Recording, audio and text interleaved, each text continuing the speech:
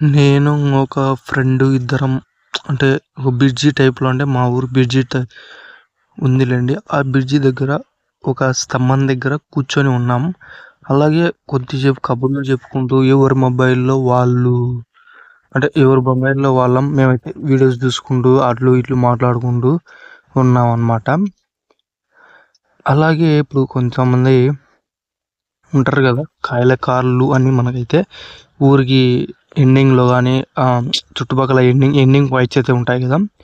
అక్కడైతే ఉంటారు కదా! వాళ్ళు వచ్చారనమాట. అంటే వచ్చారని కాదు. ఒకాయన వేరే స్తంభం దగ్గర కూర్చున్నాడు. ఇంకొకాయన నా దగ్గరికి వచ్చాడనమాట.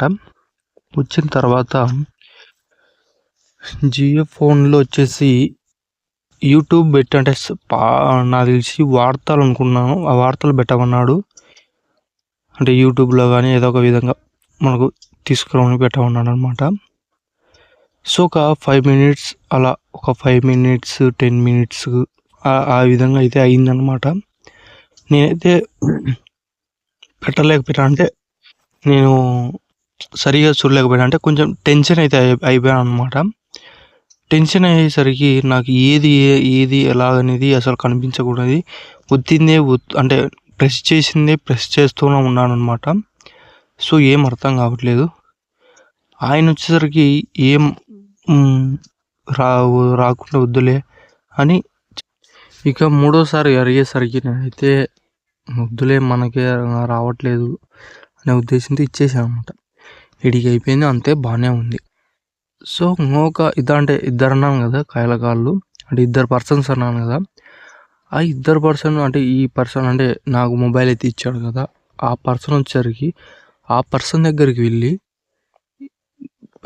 అసలు పెట్టలేకపోతున్నాడు జియో ఫోన్‌లో ఏంది అసలు నవ్వుకుంటున్నారనమాట. అంటే ఒక టైప్‌లో అంటే వినిపించే విధంగా వాళ్ళు మాట్లాడుకొని నవ్వుతున్నారనమాట. సో, కొంచెం నాకు గిల్టీ ఫీలింగ్ అయితే వచ్చిందనమాట. అంటే ఏందిరా నేనేందిరా ఈ జియో ఫోన్ ఏందిరా అసలు పెట్టలేకపోయినాను కదరా అనే కొంచెం గిల్టీ ఫీలింగ్ అయితే వచ్చిందనమాట. సో, ఆడికి అయిపోయింది. ఓకే. సర్లేరా మనం పెట్టలేకపోయినాం. వాళ్ళు ఏదో నవ్వుకున్నారు పెట్టలేదని. సో, ఆడికి అయిపోయిందా. సో, నెక్స్ట్ ఏంటంటే ఆయన మనకు కనిపించేటప్పుడల్లా మనకు ఎదురవుతాడు కదా! ఎదురయ్యేటప్పుడల్లా ఒకే ఊర్లో ఉంటాం కాబట్టి ఖచ్చితంగా ఎదురు కావాల్సిందే. ఆయనను చూసినప్పుడల్లా నాకు ఆ ఇన్సిడెంటు, ఆయన నవ్వింది మొత్తం అయితే గుర్తొస్తున్నాయన్నమాట. అంటే అప్పుడు కూడా సేమ్ అదే గిల్టీ ఫీలింగ్ అయితే నాకు కలిగిందనమాట. సో, ప్రతిసారి ఎప్పుడైతే ఆయన ఎదురవుతాడో అప్పుడల్లా నాకు ఆ గిల్టీ ఫీలింగ్ అనేది ఖచ్చితంగా ఎదురవుతుందన్నమాట. సో, నాకు ఏం చేయాలో అర్థం కావట్లేదు.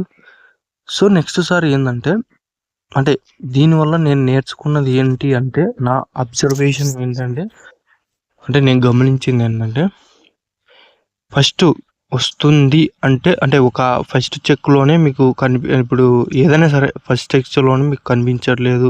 ఎవరైనా పర్సన్ మిమ్మల్ని హెల్ప్ అంటే మనం చేసే విధంగా ఉంటే ఖచ్చితంగా చేయగలం అనుకుంటే సరే చేస్తాను అని చెప్పాలనుకుంటున్నాను అని అర్థమైందనమాట.